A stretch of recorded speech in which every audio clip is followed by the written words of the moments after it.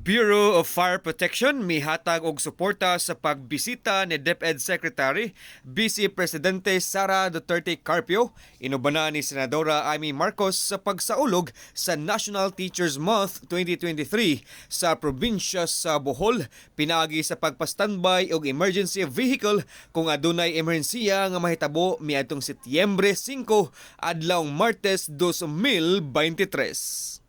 Ang maong kalihukan gitambungan sa tulo ka rehiyon sa Visayas, ang Region 6, 7 ug 8 ug alang sa kaluwasan sa mga partisipante niini, siyam ka BFP personnel sa tulo ka mga fire stations ang gipang-deploy.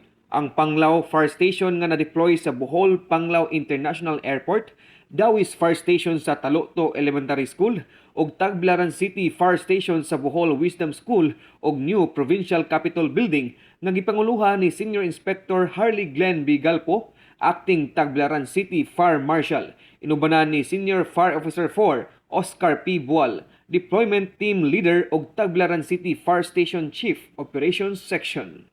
I know I am not the only one who has absorbed the fundamental life principles of teachers.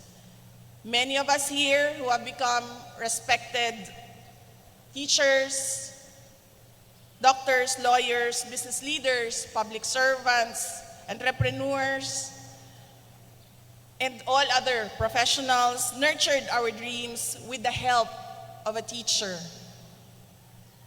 Many dreams started inside the classrooms. Many dreams were inspired by teachers. Ang pagbisita ni DepEd Secretary nagpakita lamang nga sa tanang higayon siya mosuporta sa mga magtutudlo ug naghatag kini og taas nga moral. Alang sa BFP-TV, madasigon sa kaluwasan sa publiko, kini si FO1 Chester Luis Milan.